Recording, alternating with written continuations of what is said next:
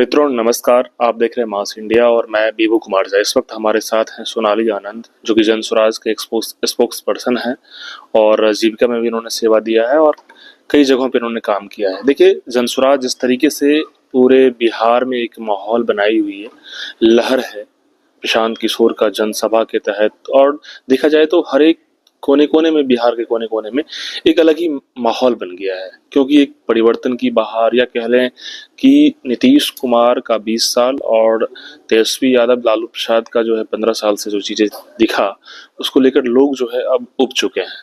लोग कह रहे हैं कि नई सरकार होनी चाहिए।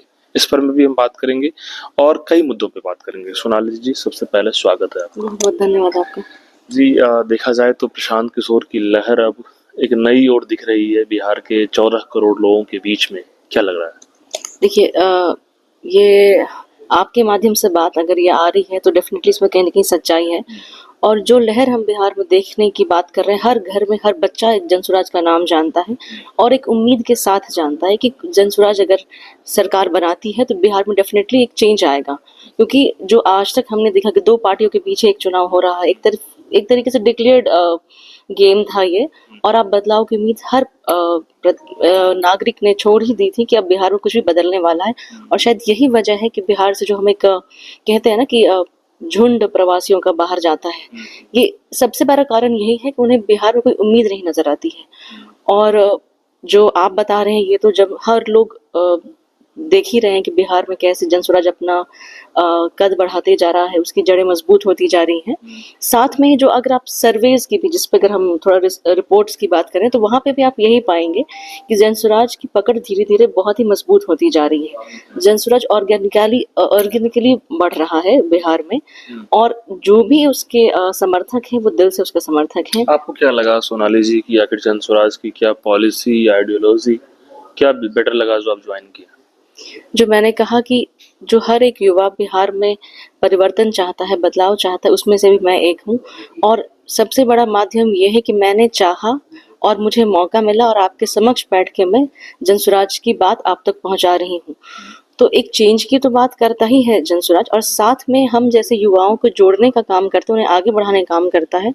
और जो जनसुराज फर्स्ट डे से या फिर हमेशा से इसकी एडवोकेसी करता है कि हम हर उस व्यक्ति को मौका मिलना चाहिए जो उसका जो राजनीति में आना चाहता है, जो उसका हकदार है, जो अच्छा कर सकता है। और मैं जैसे कि बिल्कुल भी मेरा कोई बैकग्राउंड नहीं है, और मैं आज आके जनसुराज में काम कर रही हूँ और उसके बिहाफ पे, जनसुराज के बिहाफ पे उसका पक्ष रख रही हूँ।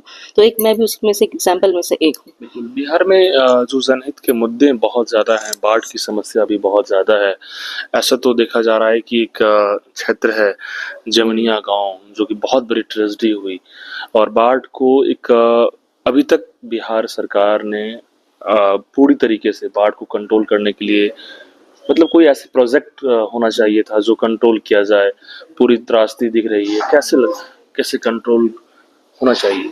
देखिए, आपदाएं आती हैं, आपदाओं पे इसका किसी का कंट्रोल नहीं है, लेकिन हम उसके लिए प्रोग्राम्स कैसे बनाते हैं, स्कीम्स कैसे बनाते हैं, इस पे बहुत ये सरकार पे निर्भर करता है। जैसे कि बिहार का जो टोपोग्राफी है या जोग्राफिकल स्ट्रक्चर आप कह लीजिए, वहाँ पे बाढ़ बिहार में आता ही आता है। नॉर्थ बिहार स्पेशली बहुत अफेक्टेड रहता है इस चीजों से। हम लोग भी नॉर्थ बिहार से ही आते हैं। कोसी कमला जी जी जो जी। नदी है, बहुत ही खतरनाक नदी मानी जाती है। और तो अभी भी क्या हाल है हम लोग सब देख ही रहे हैं इसका। तो मैं यही कहना चाह रही हूँ कि एक बस एग्जाम्पल मैं दे रही हूँ कि जापान में अर्थक्वेक बहुत ही फ्रीक्वेंट फेनोमेनन है वहाँ पे। तो वहाँ पे सरकार अर्थक्वेक को रोक नहीं सकती है, बट उन्होंने एक ऐसी सुविधा बनाई या फिर ऐसा सिस्टम बनाया कि उससे मिटिगेट करने के लिए, उससे जो क्षति होती है उसको रिड्यूस किया जा सके। तो हम अगर बाढ़ को रोक नहीं सकते हैं तो सरकार के यहाँ पे रोल आता है कि आप उससे हुई क्षति को कम से कम मिनिमाइज करिए। आपके प्रोग्राम्स वैसे डिजाइन होने चाहिए कि ताकि आप लॉस को मिनिमाइज कर सके। तो जो जापान कि की टेक्नोलॉजी इतनी हाई है कि 15 डेज में रिकवर हो जाता है। कितना भी अर्थक्वेक में जो बड़ा से बड़ा बिल्डिंग गिरता है या फिर हाँ, तो उन्होंने ऐसा पूरा अपना इकोसिस्टम ही कह लीजिए, पूरा इंफ्रास्ट्रक्चर ही उस बेस पे चेंज कर दिया।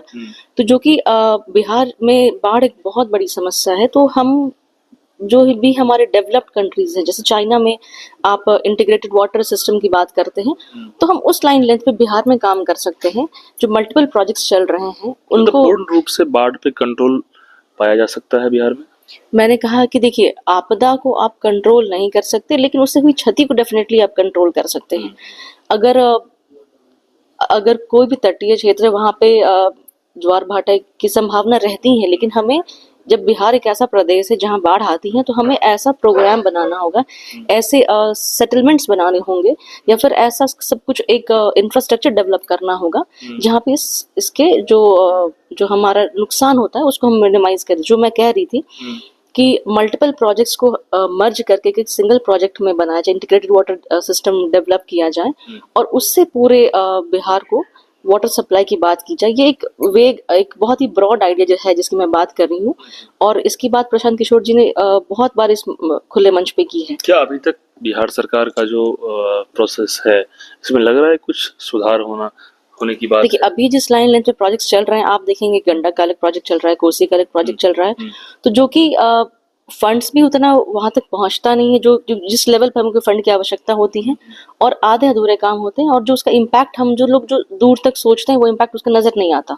अभी रिसेंटली जो जानकारी मुझे मिली, जमुनिया गांव का जो प्रोजेक्ट था, पता चला कि 14 करोड़ का प्रोजेक्ट था जो उसको रोकथाम के लिए, बाढ़ की जो इतनी बड़ी घटना होती उससे पहले उसको कंट्रोल करने की बात थी, लेकिन 14 करोड़ में जो स्थानीय लोग कह रहे थे कि 1 करोड़ या 5, मतलब 3-4 करोड़ रुपए इन्वेस्ट किया गया, बाद बाकी सब खा गया है। तो हम तो वही कह रहे हैं ना कि एक तो फंड्स भी, जैसे बिहार में रेवेन्यू का कोई बहुत मेजर सोर्स नहीं है, इंडस्ट्रीज के नाम पे बहुत लिमिटेड इंडस्ट्रीज हैं, एक मेजरली आपका टैक्स पे ही पूरा कह लीजिए इकोनॉमी आपकी चलती है बिहार की, और सर्विस इंडस्ट्री थोड़ा बहुत उसका जिम्मा उठाती है।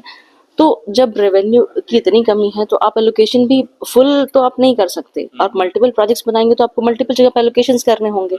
तो हमारा यही कहना है कि आप 10 जगह पे फंड्स डालने के बजाय एक सिंगल जगह पे फंड्स डालिए, इंटीग्रेटेड वाटर सिस्टम पे डेवलप करिए, ताकि सारे जो रिवर्स हैं, रिवर बेसिन है, उसको लिंक किया जा सके, और जो पानी में जो आप कहते हैं ना कि ये जो एक डिस्पैरिटी है एरिया में, कहीं बहुत ज्यादा है कहीं बहुत कम है, उसको भी हम बैलेंस कर सकें।